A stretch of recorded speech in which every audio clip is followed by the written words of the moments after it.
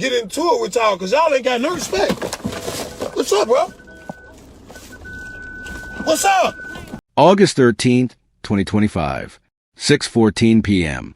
A man sits in his car in Chicago's South Austin neighborhood, phone in hand, talking to his followers on Facebook Live. The next most important part is all the promoters, Blacky Wacky, Sharice, Mike Larry, Eli brother, Shooter, Bop, you feel me? Like, all the promoters, when y'all come out, when y'all fuck with them, they're gonna make sure that y'all have a good motherfucking Vontae. He's relaxed, sharing thoughts with people who know him well. In just minutes, everything will change. His followers will watch in real time as a tragedy unfolds that nobody saw coming. This is the story of Kevin Watson, known to everyone as Tug, and how a piece of jewelry cost him everything. Niggas keep my name in y'all mouth with y'all bitch ass, but y'all can't fuck with me on no level. You ain't got more money than me. You can't whoop my ass. Stay tuned as we reveal everything about this case. Drop a comment and let me know what you think about this story. Welcome to our channel. Make sure to hit the subscribe button. Like and share this video to help raise awareness and spread caution. Let's begin. Kevin Watson's murder has already been viewed nearly 2 million times on Facebook as he was killed in the middle of his Facebook Live. In that video, you can see him getting out of his car before hearing a single gunshot fired, happening mere blocks away from this police station here in South Austin. Get into it with y'all because y'all ain't got no respect. What's up, bro? What's up? Kevin Watson's final moments captured on Facebook Live. Kevin Watson was 42 years old, a father to a 7-year-old son, and someone many in his community considered friend. People who knew Tug described him as loyal, full of energy, and someone who genuinely cared about the people around him. Yeah. So my problem be with people, they start moving weird when you disconnect from them. You feel me? Like, sometimes you have a little fallout with a motherfucker and that shit ain't going right. That don't mean you got to slander them because y'all ain't seeing eye to eye. You feel me? Because sometimes that same motherfucker you trying to slander with the same motherfucker that was there when you ain't had nobody to call on. You feel me? He loved cars, music, and staying connected with his community through social media. Tug saw himself as an elder in his neighborhood, someone who could step in when tensions rose, someone younger people could turn to for guidance. He wore a custom chain that spelled out his nickname, Tug, in diamonds. It was more than jewelry to him. It represented his identity, his pride, and the respect he'd earned over the years. That chain would become the reason he lost his life. What makes this tragedy even more devastating is that Tug saw it coming. Before his death, he took to social media to address the very thing that would eventually take his life. He posted about people who had tried to rob him for his chain. He wasn't naive about the danger he faced. In his own words, Tug talked about the reality of wearing expensive jewelry in his neighborhood. He knew he was a target. He knew there were people watching, waiting for an opportunity. But that chain meant something to him. It was part of his identity, a symbol of who he was. He wasn't going to hide or live in fear. Those posts were more than just warnings to others.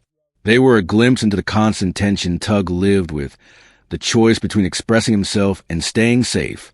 On that Wednesday evening, Tug was in a parking lot on West Madison Street, a spot where he was known to spend time. He'd just left a nearby store and decided to go live for his followers. For about 11 minutes, everything seemed normal. He was talking, sharing his thoughts, completely unaware of what was about to happen. Then something changed. Tug reacted to movement near his vehicle. A white car pulled up. A masked figure leaned out of the passenger window. The demand was direct. "Give me the chain." Tug's initial response showed defiance. "Who the world is you talking to?" But seconds later, his tone shifted. "Take the chain," he shouted. Here's a video of how it went down.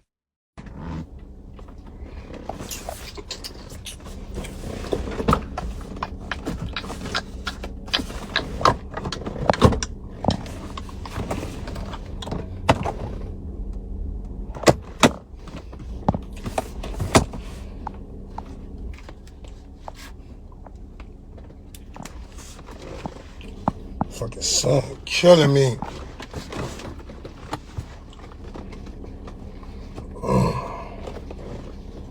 Yeah. Put this AC back on a little bit.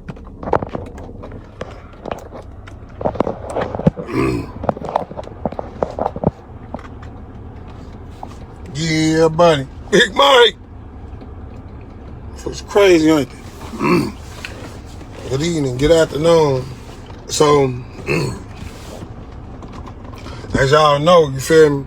I was speaking last night about a situation, or about the situation in Mike. Yeah, I was a little drunk, but I was serious. But I don't know if something was heard wrong or whatever. First of all, I didn't pay to get in there. I never said I got paid in there. If you listen to my line.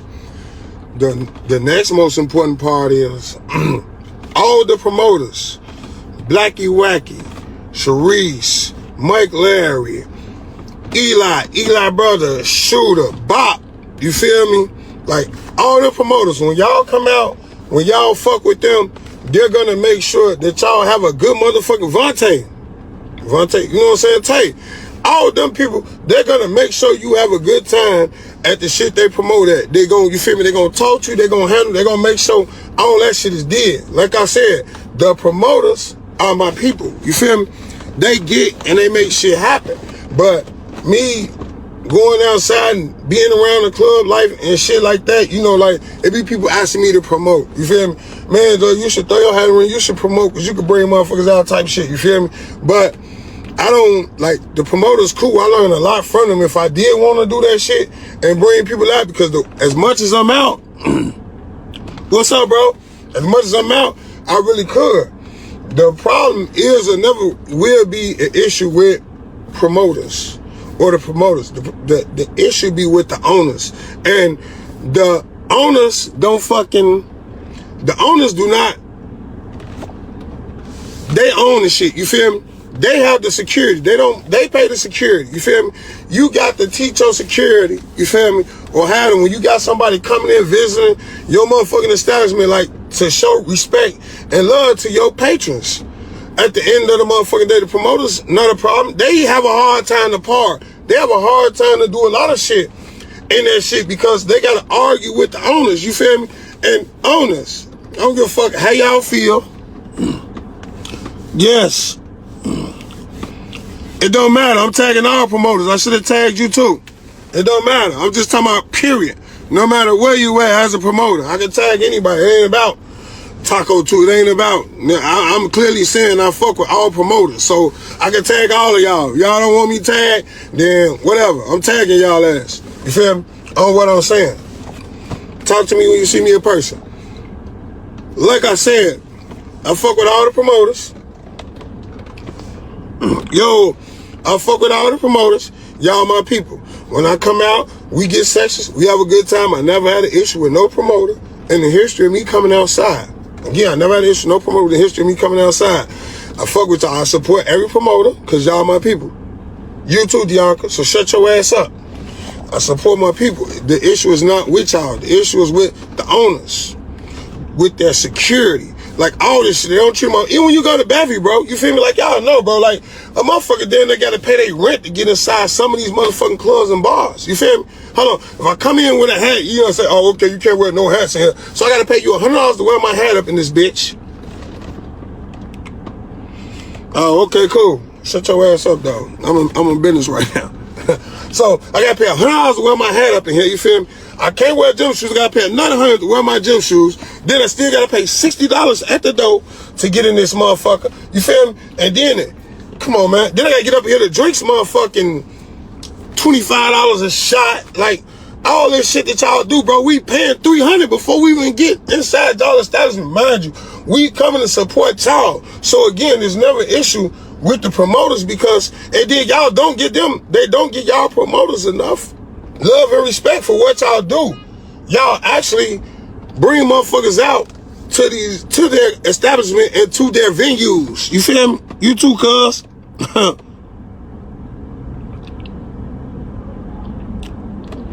Fuck what they said. They can screenshot whatever, cuz. You the DJ and the promoters. when it comes to these establishments, y'all bring the crowds, bro. They gotta respect that shit. You feel me? Y'all bring the fucking crowds to this shit, bro. At the end of the day, they might have a little something going on if they pop, to get their own. But guess what? Y'all bring out the people, bro. They gotta give y'all respect. They not paying y'all enough. You feel me? If you ask me, in my personal opinion, that ain't my field. But again, I'm still gonna speak how I feel about anything. Ain't no motherfucker gonna do nothing to me about it. You feel me? But like, come on, bro. Hold on.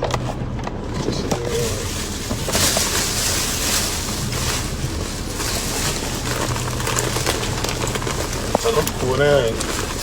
I'm gonna tell them to pull down and look at this shit.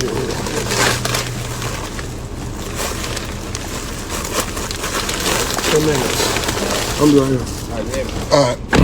So, they don't pay y'all enough, bro. Here y'all go. Because they don't pay y'all enough, and they don't give y'all enough respect or give y'all the control that y'all have to control the crowd. And it don't even be, it's not really a crowd control. A lot of shit happen because when we get in front of these clubs, yeah, first of all, security, like I said last night, security be mad. They stand on the motherfucking door 8 hours, they ain't getting paid enough. So now they treating the motherfuckers who come into the door. You feel me? And I'm not letting no motherfucker mistreat me. Fuck what a motherfucker talking about, bro. Like I said, when I come into these clubs and these bars and these establishments, 9 times out of 10, you feel me? It's money. I'm not even finna go through all that because I ain't trying to stun. I'm just being honest. You feel me? My jewelry, this shit costs thousands. I'm not finna walk no 2 motherfucking blocks when you got parks in front of your shit and you want to reserve them because I'm coming to support you to spend my money anyway. And there's 7 or 8 motherfucking parks. You telling me I can't park right there and you don't control that park. From now on, I'm parking right there. Call the police, motherfucker, and they gonna tell your dumb ass the same thing. And if you touch or go near my car, I'm gonna leave your ass right there by my shit. They go over the owners, the security, whoever. That's how I'm coming from now on. And that's just being honest. Don't tell me I can't park nowhere you don't got no control over. Don't nobody control these motherfucking city streets, man. Get the fuck up out of here, bro. But they need to give y'all respect. You feel me? They need to stop playing. Check y'all security. Coach them on how to engage with people when you dealing with them, because you can't talk to people reckless. You can't treat them reckless just because you mad or just because you going through some shit. Girl, you'll be alright. You can't treat a motherfucker bad just because you having a bad day, security, whatever. You feel me? I was like, when we come into these motherfucking establishments, we coming to support y'all. Because if ain't nobody coming up in that bitch and it's dry, eventually that bitch gonna be off the map. So you gotta appreciate the people who support you and fuck with you. And that's what I'm saying. Like, that's just all that it is. You feel me? Like, business is business. I run a good business, and anybody that fuck with me, you feel me, they come and they say something ain't right, or a motherfucker said something wrong or did something wrong to them, and they deal with me, and I got to hear one of my people did something. Guess what? I got to get on their ass. You can't treat nobody like that that's spending their money, you feel me, that's coming out to support you, you feel me? Because you could go any place. We can go any place, you feel me? But black motherfuckers just tend to do too much, bro, and I'm tired of that shit, you feel me? Like, for real. Black motherfuckers tend to do too much, bro, and want to overcharge because a motherfucker feel like a motherfucker got it, bro. Feel me? Give us a day. Let's in that bitch. Free or something, or make this shit, you feel me? Like, where people could come in, you know what I'm saying, have themselves, enjoy a good time without spending $1 million motherfucking dollars, you feel me? Motherfucker want to come out and have fun, you feel me? Nobody want to argue. But shit, I ain't trying to come out and spend $500 every motherfucking night neither. It's always the key, that shit, you feel me? But the good thing about it is, we don't have them problems at the touch. It's good parking. It's great food. You know what I'm saying? Like, we don't have them type of problems at the touch. That's one thing I can say. You feel me? Vail, the owner there, you feel me? He engaged with people. He showed love. You feel me? You know what I'm saying? And I'm taking a direct shot because a motherfucker be sitting back. My thing is this.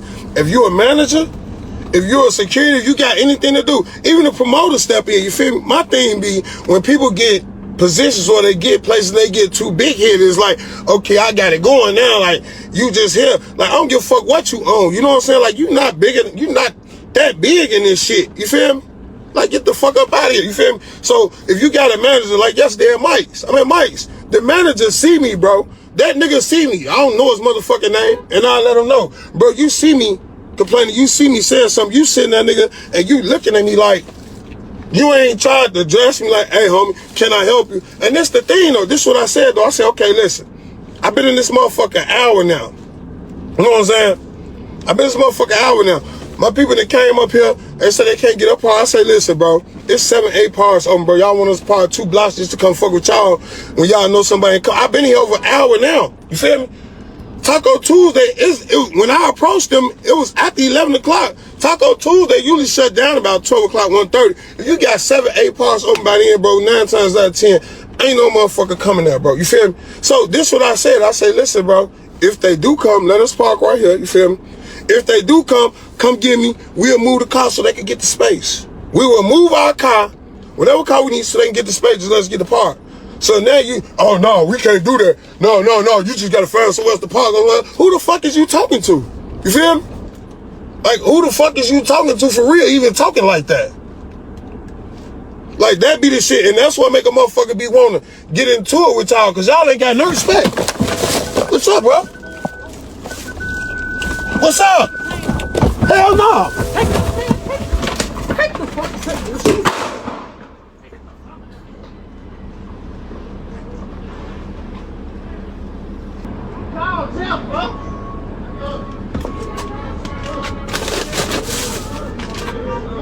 No, nobody touched nothing over here. Hey! This is my blood cousin, fuck. I got him. I'm trying to find the key because this bitch is locked and this shit ain't. Huh? And that's why I'm finna see.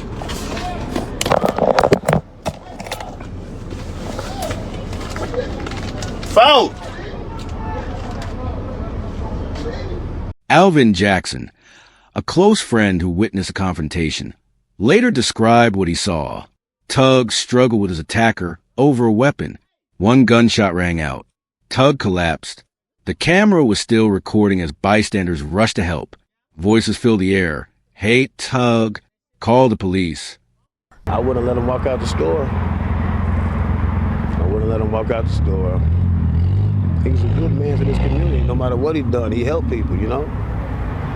He helped me get this job in there. He was talking to a guy, and he was going to his car, and then the guy followed behind him.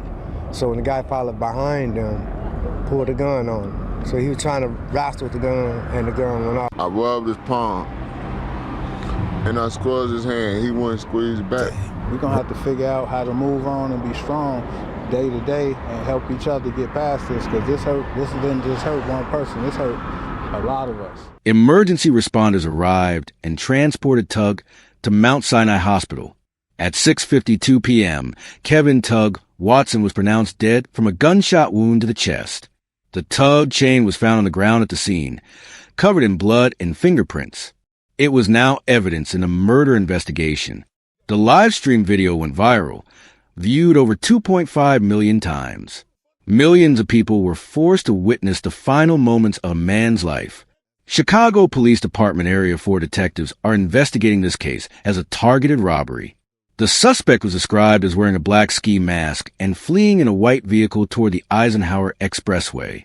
As of now, no arrests have been made. No one is in custody.